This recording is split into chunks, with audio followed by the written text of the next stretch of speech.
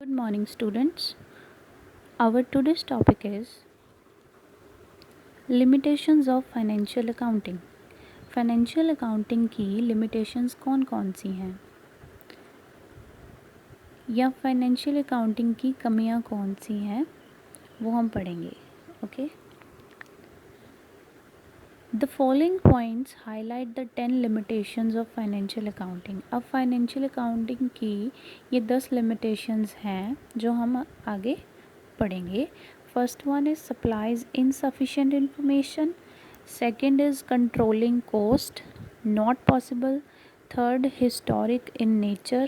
Fourth, recording actual cost. Fifth one is difficulty in price fixation. Sixth one is technical subject. Seventh is unanimity about accounting principles. Eighth is not possible to evaluate accounting principles. Ninth is supply quantitative information. 10th is may be manipulated. Okay, अभी हम one by one इसको अच्छे तरीके से पढ़ेंगे. First is supplies insufficient information. हम पढ़ रहे हैं अकाउंटिंग की लिमिटेशंस कि अकाउंटिंग में कमियां कौन कौन सी हैं. फर्स्ट है जी सप्लाइज इनसफिशिएंट इन्फॉर्मेशन. ये इनसफिशिएंट इन्फॉर्मेशन सप्लाई करता है. Financial accounting provides the information about the financial activities as a whole and not individual wise. देखो फाइनेंशियल अकाउंटिंग क्या प्रोवाइड करता है, किसकी इंफॉर्मेशन प्रोवाइड करता है, फाइनेंशियल एक्टिविटीज़ की. फाइनेंशियल एक्टिविटीज़ कौन सी होती हैं, क्रेडिट कितना हुआ, डेबिट कितना हुआ, प्रॉफिट लॉस, ये सारी क्या हुई फाइनेंशियल एक्टिविटीज़. बट ये क्या होता है, कंपनी के होल एक्टिविटीज़ के बारे में बताती है, इंडिविजुअल वाइज नहीं बताती. वन बाय वन प्रोडक्ट कौन सा है या प्रोडक्ट के रिगार्डिंग प्राइस कितना है या डिपार्टमेंट वाइज क्या हुआ, कितनों को सैलरी गई, ये चीज़ ये डिफ़ाइन नहीं करता. ये पूरी एवरेज डिफ़ाइन करता है, होल प्रोसेस डिफ़ाइन करता है. ऑलराइट, फर्स्ट इसकी लिमिटेशन हुई कि financial activities as a whole and not individual wise. Individual wise ये डिफ़ाइन नहीं करता है, एज अ होल डिफ़ाइन करता है. It does not record information relating to product wise information नहीं देता है, डिपार्टमेंट वाइज इन्फॉर्मेशन नहीं देता है. Alright. Second is your controlling cost not possible. अब कोस्ट को कंट्रोल करना फाइनेंशियल अकाउंटिंग के लिए पॉसिबल नहीं है. In financial accounting control of cost is not possible. ठीक है. देखो फाइनेंशियल अकाउंटिंग का मतलब क्या होता है कि हम रिकॉर्ड बनाते हैं फाइनेंशियल एक्टिविटीज़ का और eight the end of financial year एक स्पेसिफिक पीरियड ऑफ टाइम होता है जिसमें हमें सारे खर्चे पता चलते हैं, फाइनेंशियल पोजीशन पता चलती है कंपनी की, और बहुत सारे प्रोसेस होते हैं जिसमें कोस्ट को कंट्रोल करना पॉसिबल नहीं होता. तो जो ये फाइनेंशियल अकाउंटिंग है इसमें कोस्ट कंट्रोल नहीं होती. In financial accounting control of cost is not possible since the cost are known at the end of the financial year. Financial year के एंड में ही आपको रिजल्ट पता चलेगा और a specified period of time या एक पर्टिकुलर पीरियड के regarding.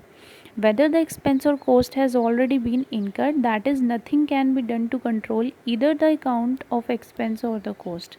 In other words, if it is even found that a particular cost is more, it is not possible to control. देखो अब कोई भी चीज़ हम करते हैं, कंपनी में ले लो चाहे अपने बिजनेस में ले लो, बहुत सारी एक्टिविटीज़ होती हैं फाइनेंस के रिगार्डिंग. ठीक है.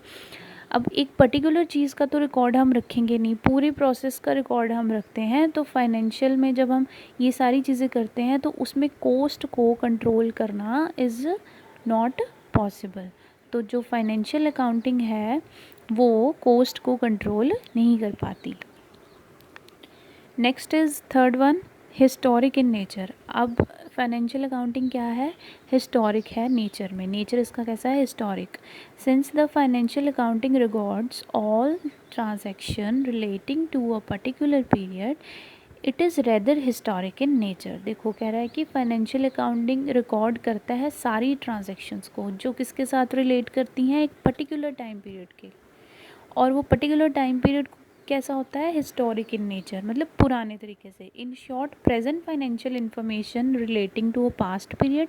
अब शॉर्ट में हम यही बोलते हैं कि जो प्रेजेंट फाइनेंशियल इन्फॉर्मेशन है वो पास्ट से रिलेट करके, and not for the future, और ये फ्यूचर के लिए भी नहीं की जाती। All financial decisions are taken on the basis of past financial data. Past financial data के जो पास्ट फाइनेंशियल डाटा होता है उसको मद्देनज़र रखते हुए ही हम अपनी फाइनेंशियल अकाउंटिंग करते हैं, या फाइनेंस से रिलेटेड जो भी एक्टिविटीज़ हैं उनका रिकॉर्ड रखते हैं। तो ये क्या हुई, एक हिस्टोरिक इन नेचर हुई कि हम पुरानी चीज़ों को लेकर फर्दर आगे प्रेजेंट में चल रहे हैं, लेकिन फ्यूचर में इसका कोई रोल नहीं है। Alright, fourth one is recording actual cost. अब जो एक्चुअल कॉस्ट है फाइनेंशियल अकाउंटिंग हमें वो बताता है, वो रिकॉर्ड करता है। The financial accounting records the actual cost only, सिर्फ एक्चुअल कॉस्ट को रिकॉर्ड करता है। The historical cost of the assets, the value of assets may be changed but record only the cost acquisition। अब for example हमने जो asset ख़रीदा है, alright, हमने कोई चीज़ खरीदी है, मशीनरी ख़रीद ली है, तो उसका जो अब प्राइस है हम उसी को लेके चलेंगे जो हमने ख़रीदा है, लेकिन फर्दर उसकी वैल्यू जो नेक्स्ट फ्यूचर पीरियड होगा उसमें कम भी हो सकती है, कम हो जाएगी उसकी वैल्यू, तो हम उसको लेके नहीं चलेंगे। हमने जिस अमाउंट में उसको ख़रीदा है हम उसी को लेके चलेंगे, उसी की वैल्यू को फर्दर आगे हम अपने रिज़ल्ट में काउंट करेंगे। तो ये फाइनेंशियल अकाउंटिंग है जो वो सिर्फ एक्चुअल कॉस्ट को डिफ़ाइन करता है। प्राइस में कितनी फ्लक्चुएशन हो रही है, प्राइस घट रहा है, बढ़ रहा है, उससे कोई इसको मतलब नहीं है। सिर्फ फाइनेंशियल अकाउंटिंग किसको रिकॉर्ड करता है, एक्चुअल कॉस्ट को, कि एक्चुअल में क्या कॉस्ट है। Okay, next is difficulty in price fixation. अब डिफ़िकल्टी आती है प्राइस फिक्सेशन में। We know that the total cost of a product can be obtained only when all expenses relating to a product have been incurred. कहते हैं हम जानते हैं कि जो टोटल कॉस्ट ऑफ प्रोडक्ट होती है कब ऑब्टेन होती है, जब पूरे तरीके से एक प्रोडक्ट तैयार हो जाता है। उसकी जो एक्चुअल कॉस्ट होगी, टोटल कॉस्ट होगी, वो तभी हमें पता चलेगी जब हमें पता है कि मटेरियल में इतना खर्चा आया, उसको आगे पैकेजिंग में कितना खर्चा आएगा, वो सारा खर्चा क्या होती है, टोटल कॉस्ट होता है। That is why it is not possible to ascertain the price of the product in advance for the purpose of estimated selling price.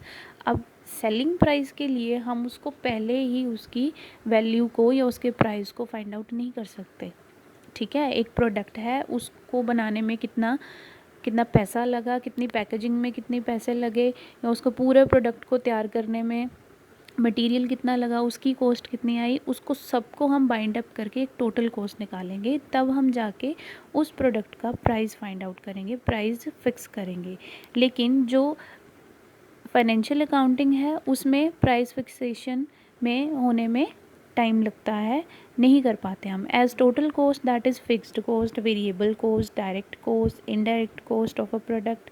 ठीक है, जो टोटल कॉस्ट होती है उसमें कौन कौन सी कॉस्ट आती हैं, फिक्स्ड कॉस्ट आती है, वेरिएबल कॉस्ट जो चेंज हो जाती है, direct cost, indirect cost, depends on many factors. देखो ये चीज़ें बहुत सारे फैक्टर्स पे डिपेंड करती हैं। All such factors can not be supplied by financial accounting. और ये फाइनेंशियल अकाउंटिंग जो है ये बहुत सारे फैक्टर्स पे डिपेंड करती है, लेकिन ये जो सारे फैक्टर्स है can not be supplied by, ये सप्लाइड नहीं होते फाइनेंशियल अकाउंटिंग से। ओके, इसलिए प्राइस फिक्स करने में डिफ़िकल्टी आती है।